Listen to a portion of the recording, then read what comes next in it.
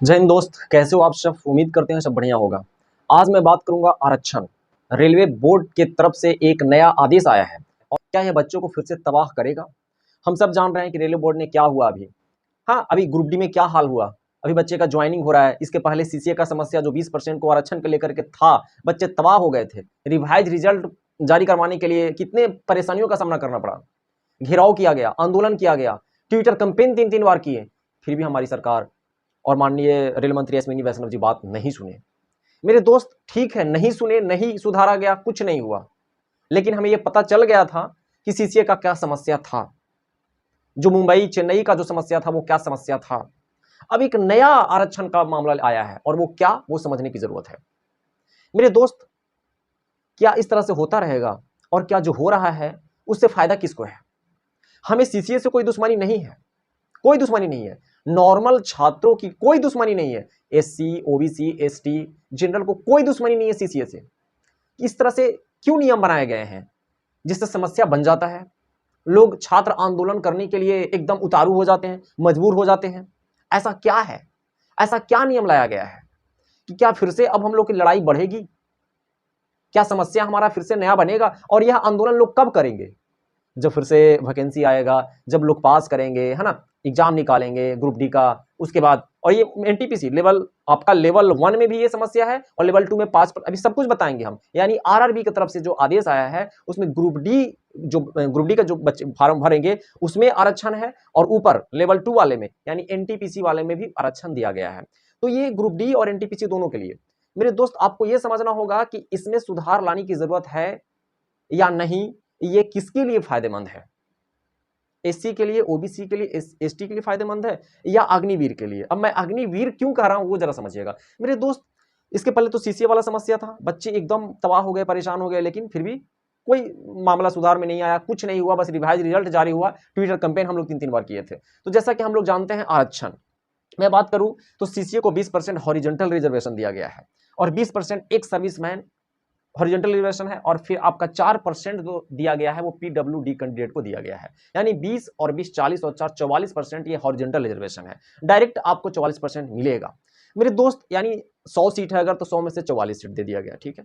अब उसमें से जो ग्रुप डी का है उसमें आपको 10% और जो आपका एनटीपीसी होगा यानी लेवल 2 का उसमें 5%, यानी 10% मान के चलिए। तो इधर आपका था 44% और इधर आपका 20%, 20%, 40 और इधर 44% हो गया और 10% और अब ऐड कर लीजिए, यानी आपका कितना हो गया, 44 10 54%। यानी 100 में से 54% आप अगर घटाइएगा तो आपको बचेगा 46%।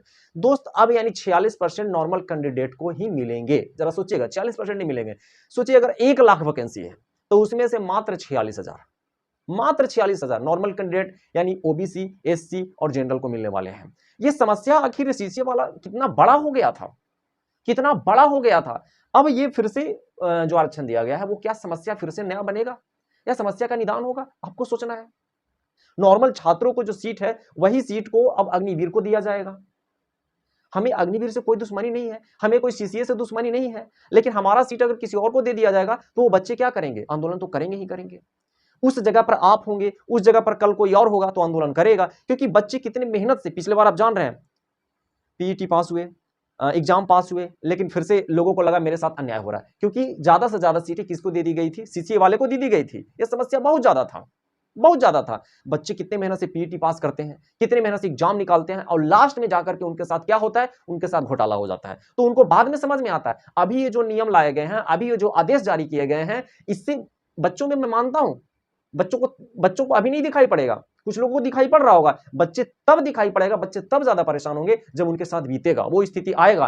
क्योंकि जब 4-5 साल बाद, आपको पता ही होगा कि 3-4 साल पे तो वैकेंसी निकल रहा है, 3-4 साल 5 साल पे वैकेंसी निकालेगा और उसमें भी आपको एग्जाम लेगा और एग्जाम लेने के बाद दौड़ हो जाएगा, सब कुछ हो जाइएगा और लास्ट में क्या, तो आरक्षण की समस्या के चलते आपको कट ऑफ हाई चला जाएगा, कट ऑफ हाई चला जाएगा। आप जान रहे हैं, सब कुछ देख चुके हैं, हम आंदोलन खुद बच्चे किए हैं, खुद बच्चे आंदोलन किए, एक एक चीज जान रहे हैं कि क्या क्या समस्या था, कैसे कैसे क्या हुआ, सब कुछ आप जान रहे हैं। ये इस आरक्षण का मामला को लेकर के इतना बड़ा आंदोलन हुआ, इतने बड़ा आंदोलन हुआ, बच्चे तबाह हो गए, बच्चे तबाह हो गए और फिर से और अब एक नया समस्या आ गया है, ठीक है। अब इसमें एज में भी आपको रिलैक्सेशन मिलेगा 5% का। यानी मान के चलिए कि आप बूढ़ा तक पढ़ते रहिए, 30 साल तक पढ़ रहे हैं तो 5 साल और उधर एससी ओबीसी का अलग से छूट है आपका, ओबीसी का 3 साल, एससी का आपको ओबीसी का आपका 3 साल और एससी का आपका 5 साल। मान के चलिए कि आपको 40 साल तक पढ़ते रहना है।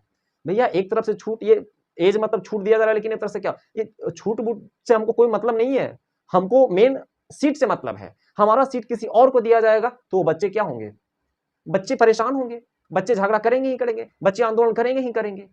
बच्चे को उपाय किया जाए, बच्चे का समस्या का निदान किया जाए, ये उपाय नहीं है। तो देखिए आगे क्या होता है। अब तो जो होना रहेगा वही होगा।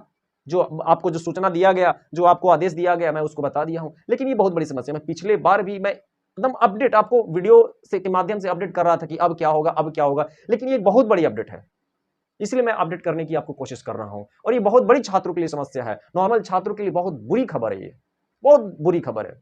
मैं मानता हूं अग्निवीरों के लिए फायदा है। सबसे पहले तो अग्निवीर जब आए थे तो उसके लिए लोग आंदोलन किए, फिर अग्निवीर को अब नया नया जगह छूट दिया जा रहा है। तो ये क्या हो रहा है, नहीं हो रहा है, आपको समझना है, जानना है, जागना है। मैं पहले ही बोला था।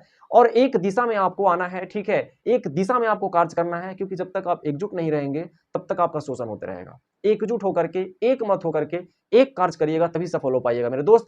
आज जो बच्चे रो रहे हैं, जो बच्चे सिलेक्शन कम से कम कट ऑफ मार्क्स से 1 नंबर 2 नंबर से रह गए हैं, उनका कहीं ना कहीं रीजन आप समझ रहे हैं, जो भुगत रहे हैं वो जान रहे हैं।